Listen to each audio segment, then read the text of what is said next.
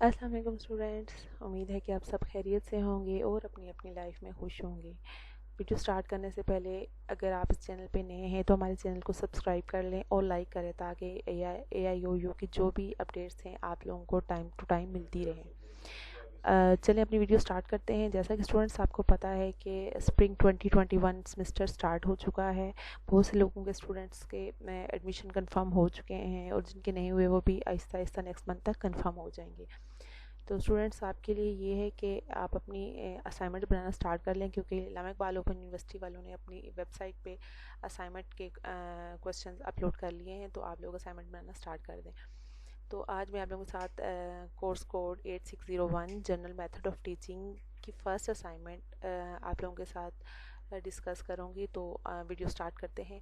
अगर आप लोगों में से किसी को भी कोई असाइनमेंट चाहिए MS वर्ड में, टाइप फॉर्म में, PDF फॉर्म में, तो आप हमें कांटेक्ट कर सकते हैं। हमारा व्हाट्सएप नंबर आपको दिया गया है, आप उस पर हमें कांटेक्ट कर सकते हैं, तो आपको ये असाइनमेंट मिल जाएंगी।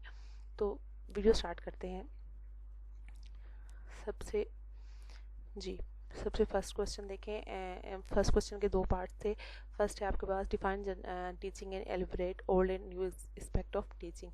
आपने बताना है, डिफाइन कर दें, डेफिनेशन दे देनी है टीचिंग की, और एलिबरेट करना है कि जो पुराने और नए टीचिंग मेथड हैं या एक्सपेक्ट हैं, जो पहलू हैं पुराने और नए, उनमें क्या डिफरेंस है, जो पुराने थे वो कैसे थे, जो नए हैं वो कैसे थे। तो सबसे पहले यहाँ पे मैंने टीचिंग को डिफाइन कर लिया कि टीचिंग बेसिकली होती क्या है। ये इसकी मैंने जनरल डेफिनेशन के बाद लिखी है। उसके बाद मैंने आपको डिफरेंट ऑथर्स की यहाँ पे मैंने कोट कर लिए 4-5 डेफिनेशंस। आप यहाँ से राइट कर सकते हैं अगर आप चाहें तो, लेकिन अपनी वर्डिंग में आप राइट कीजिएगा, ठीक है। उसके बाद आपको यहाँ पे बता दिया है old and new aspect of teaching के। ओल्ड एक्सपेक्ट क्या थे, न्यू एक्सपेक्ट क्या थे। तो यहाँ पे ये मैंने बता दिया कि ये होता क्या है बेसिकली ओल्ड न्यू। तो ओल्ड में यहाँ पे बता दिया कि टीचर सेंटर्ड क्लासरूम होता था। टीचिंग मोड ऑफ टीचिंग जो है वो फैसिलिटेटिव नहीं होता था, वो डिस्पेंसर होता था। चॉक एंड टॉक मेथड होता था, ठीक है। ये डिफरेंट और lack of collaboration and group learning होती थी वहाँ पे, क्योंकि टीचर सेंटर्ड होता था तो कोलैबोरेशन इतनी और ग्रुप लर्निंग इतनी होती नहीं थी, ठीक है। तो यहाँ पे मैंने ओल्ड मेथड बता दिए हैं, डिफरेंट मेथड्स के ओल्ड टीचिंग मेथड कौन से होते थे, कैसे होते थे, यहाँ पे मैंने बता दिया। उसके बाद यहाँ पे नेक्स्ट हेडिंग में मैंने आपको न्यू मेथड ऑफ या मॉडर्न मेथड इन एजुकेशन में कौन कौन से यूज़ हो रहे हैं वो बता रहे हैं। जहाँ पे आजकल जो है एक्टिविटी बेस्ड लर्निंग है, स्टूडेंट सेंटर्ड टीचिंग हो गई है, डिफरेंट टेक्नोलॉजीज यूज़ की जाती हैं, कोलैबोरेटिव लर्निंग होती है। ये सारी यहाँ पे मैंने डिफरेंट पॉइंट्स मेंशन कर दिए हैं। आप एज इट इज़ लिख सकते हैं या अपनी वर्डिंग में भी लिख सकते हैं। उसके बाद यहाँ पे मैंने लास्ट में रेफरेंस दे दिए हैं कि जहाँ से ये मैंने कोट किए हैं रेफरेंस, यहाँ से मैंने ये अपनी वर्डिंग में वर्ड्स जो भी हैं मैंने लिखे हैं, ठीक है। उसके बाद अब सेकंड पार्ट पे आ जाते हैं। Highlight the principle of effective teaching. Effective teaching होती क्या है, पहले तो मैंने वो डिफाइन कर दिया कि इफेक्टिव टीचिंग होती क्या है, ठीक है। उसके बाद यहाँ पे इसके प्रिंसिपल बता दिए कि क्या क्या इसके प्रिंसिपल हैं। तो ये 5-7-6-7 प्रिंसिपल मैंने इसको आपको बता दिया। यहाँ पे ये देखें, effective teaching wall है, aligning the 3 major components of instruction, learning objective assessment and instructional activities। इसके अलावा यहाँ पे देखें, ये मैंने थर्ड पे ये कह दिया है। फोर्थ पे ये है हमारे पास recognising and overcoming over expert blind spot आ गया। देन 5-6 फिर यहाँ पे आपने ये राइट कर लेने हैं। अगर आप राइट करना चाहें आप राइट कर सकते हैं ये यहाँ से, और नीचे यहाँ पे मैंने रेफरेंस दे दिए हैं। स्टूडेंट्स जब भी आप कोई क्वेश्चन आप लिखें तो अभी तो इस आप लोगों के लिए ज़रूरी है कि आप उनके रेफरेंस ज़रूर मेंशन करें, इससे जो ट्यूटर होता है उस पर अच्छा इंपैक्ट जाता है आपकी तरफ से, ठीक है। उसके बाद क्वेश्चन नंबर 2 की तरफ आ जाते हैं। जो क्वेश्चन नंबर 2 है हमारा, describe the teacher's personality traits to create and maintain a classroom learning environment. एक टीचर में कौन कौन सी ट्रेड्स होनी चाहिए, कौन कौन सी खसूसियात होनी चाहिए जिसमें वो क्लासरूम में लर्निंग इन्वायरमेंट को मेंटेन कर सके, ठीक है। तो यहाँ पे मैंने बता दिया है, आप लिख सकते हैं। आप इनमें से स्ट्रॉन्ग कम्युनिकेटर्स हो जाता है, लिसनिंग वेल आ जाता है, इंगेजिंग आ जाता है, अडोप्टेबिलिटी आ जाता है, क्रिएटिवनेस आ जाता है, डिटर्मिनेशन आ जाता है, एम्पैथी आ जाता है, ठीक है। फॉरगिवनेस आ जाती है, जेन्युइननेस आ जाती है, और पेशेंस और ये वर्जिनेस आ जाती है। ये सारे मैंने यहाँ पे मेंशन कर दिया, आप यहाँ से लिख सकते हैं, ठीक है। उसके बाद इसका सेकंड पार्ट है, English the role of primary teacher के। प्राइमरी टीचर का क्या रोल होता है वो आपने बताना है। तो सबसे पहले मैंने यहाँ पे बता दिया थोड़ा सा प्राइमरी टीचर के बारे में। प्राइमरी टीचर जो है ना वो कौन सी क्लासेस को टीच करती है, ठीक है। दैन उसके बाद उसका रोल क्या होता है, स्टूडेंट्स को बेस्ट एजुकेटर्स बनाने में। तो यहाँ पे मैंने मेंशन कर दिया, रिसोर्स सेंटर होता है, कॉन्स्टेंट सपोर्टर होता है, कंट्रोलिंग हैंड होता है, द मॉनिटर होता है, ठीक है, असेसिंग स्टूडेंट्स होता है, ऑर्गेनाइजिंग करिकुलम एंड इवेंट्स होता है, लेसन प्लान होता है और मेंटेन डिसिप्लिन होता है। ये सारे जो है ना ड्यूटी हैं प्राइमरी स्कूल टीचर्स की, जो यहाँ पे मैंने मेंशन कर दी है, ठीक है। उसके बाद यहाँ पे लास्ट में फिर मैंने इस क्वेश्चन का रेफरेंस दे दिया। यहाँ पे आपका क्वेश्चन नंबर 2 के 2 पार्ट्स थे, वो दोनों एंड हो जाते हैं आपके, ठीक है। नाउ आते हैं अब क्वेश्चन नंबर 3 की तरफ, जो है why is the outlining of goal objective necessary before planning a lesson. कोई भी लेसन जब आप प्लान करते हैं कि तो उसके लिए आपको गोल और ऑब्जेक्टिव आउटलाइन करना क्यों ज़रूरी होते हैं।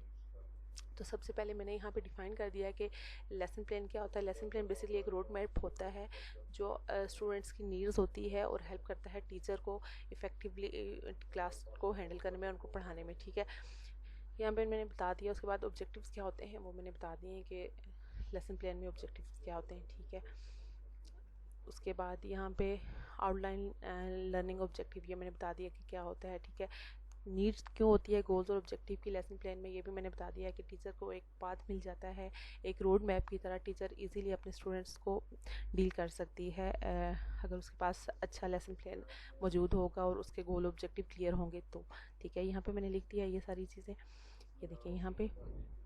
देन आगे कुछ पॉइंट्स थे मैंने जो बता दिए हैं कि क्या हेल्प होती है, जो है ना लर्निंग ऑब्जेक्टिव कैसे हेल्प कर सकते हैं हमें, ये यहाँ पे मैंने ये पॉइंट्स बता दिए हैं, आप यहाँ से राइट कर सकते हैं, ठीक है।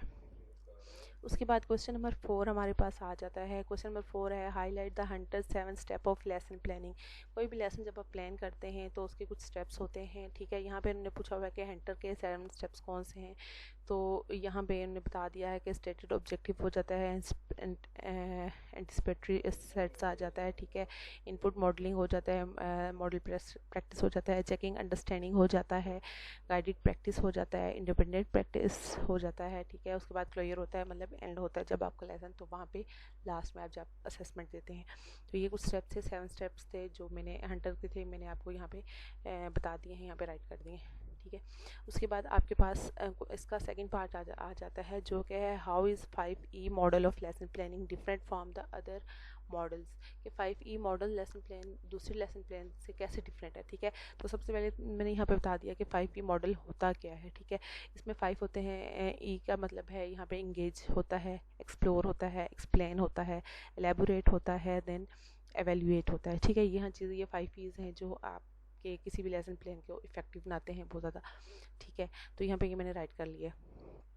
यहाँ पे मैंने एक पिक्चर भी ऐड कर सकती की है, अगर आप चाहें तो आप टेबल में लाके खुद भी राइट कर सकते हैं या आप नेट से पिक्चर भी ऐड करके डाल सकते हैं, ठीक है। तो यहाँ पे हमने बता दिया उसकी एप्लीकेशन क्या और इफेक्टिवनेस क्या है, कि कैसे इफेक्टिव है 5E प्लान, ठीक है। तो ये सारा कुछ यहाँ पे मैंने राइट कर दिया। उसके बाद हमारे पास लास्ट क्वेश्चन आ जाता है, question number 5, explain different theory of motivation. Motivation की डिफरेंट थ्योरीज कौन कौन सी हैं वो आपने बतानी है। तो सबसे पहले तो यहाँ पे मैंने डिफ़ाइन कर लिया कि मोटिवेशन होता क्या है, मोटिवेशन की मैंने डेफिनेशन दी है। उसके बाद यहाँ पे डिफरेंट ऑथर्स क्या कहते हैं मोटिवेशन की, वो कौन सी कैसे डिफ़ाइन करते हैं। यहाँ पे BF स्किनर की मैंने डिफ़ाइन की है, देन वुडवर्थ की मैंने यहाँ पे डिफ़ाइन की है। आप किसी भी ऑथर की ऐड कर सकते हैं अगर आपके पास कोई और मौजूद है तो, ठीक है। उसके बाद यहाँ पे आ जाते हैं डिफरेंट थ्योरीज कौन सी होती हैं। सबसे पहले हमारे पास आ जाती है नीड बेस्ड थ्योरी। उसमें हमारे पास आती है मैस्लोज हायरार्की ऑफ नीड्स, ये उसकी फर्स्ट थ्योरी आ जाती है।